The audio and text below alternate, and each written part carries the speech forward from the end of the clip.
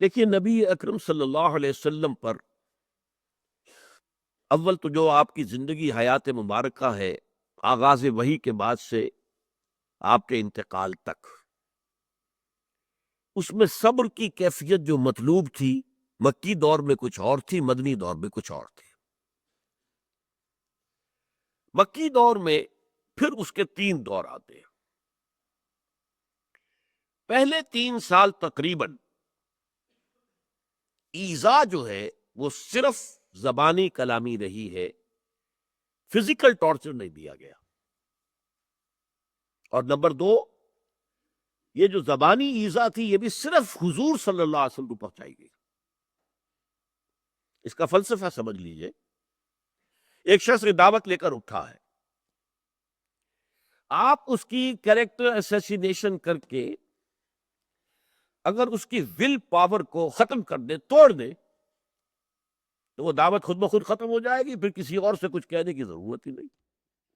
یہ ایسے ہی درخت کی جڑ کاٹ دی گئی، اب باقی آپ تنے کے اوپر کلہاڑے مارنے کی کوئی ضرورت ہی نہیں، ہو تو خود ہی گر جائے گا اور خود جو ہے ایندھن بن جائے گا تھوڑے عرصے کے بعد۔ لہذا جو دائی ہے، دائی کو مرکز بنایا جائے۔ اور ظاہر بات ہے کہ جب تک دائی کی طرف سے کوئی فزیکل اسالٹ نہیں ہے، کوئی فزیکل چیلنج نہیں ہے، اس وقت تک اس کو بھی کوئی جسمانی سزا دینے کا کوئی جواز نہیں۔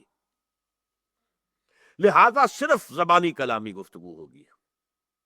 پاگل ہے جی، دماغ خراب ہو گیا ہے، کوئی بدروح ان کے اوپر قابض ہو گئی ہے، یہ کہتے ہیں فرشتہ آیا، کوئی شیطان آیا معلوم ہوتا غار حرا میں۔ ہاں بھئی، اچانک بڑے اچھے شاعر بن گئے، اس میں کوئی شک نہیں، شعر بہت عمدہ کہہ رہے ہیں، بہت عمدہ کہہ رہے ہیں، حیرت ہوتی۔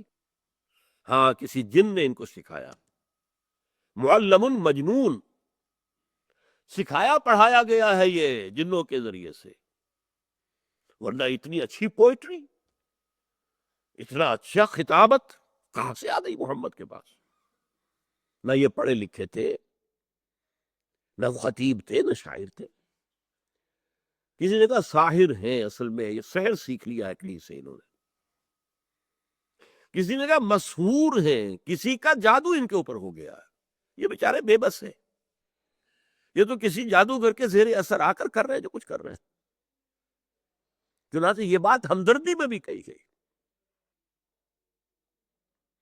چنانچہ عتبہ ابن ربیعہ جو ایک بزرگوں میں سے تھا قریش کے، اس نے حضور سے آ کر ایک دفعہ کہا بھی بڑے خاموشی سے، پرائیویٹلی، دیکھو محمد، اگر تم پر کوئی برا سایہ ہو گیا ہے، کوئی شیطان آ گیا ہے تو مجھے بتا دو، میرے بہت سے کاہنوں سے بڑے اچھے تعلقات ہیں، میں تمہارا علاج کرا دوں۔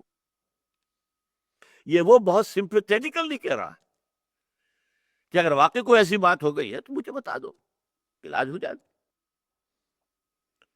اسی طریقے سے کبھی کہا گیا کہ جی انہوں نے ایک عجمی غلام اپنے گھر کے اندر کسی کوٹھڑی میں بند کیا ہوا ہے، وہ عجمی غلام جو ہے وہ پڑھا لکھا ہے تورات اور انجیل کا، تو وہ انہیں ڈکٹیٹ کرتا ہے رات کو،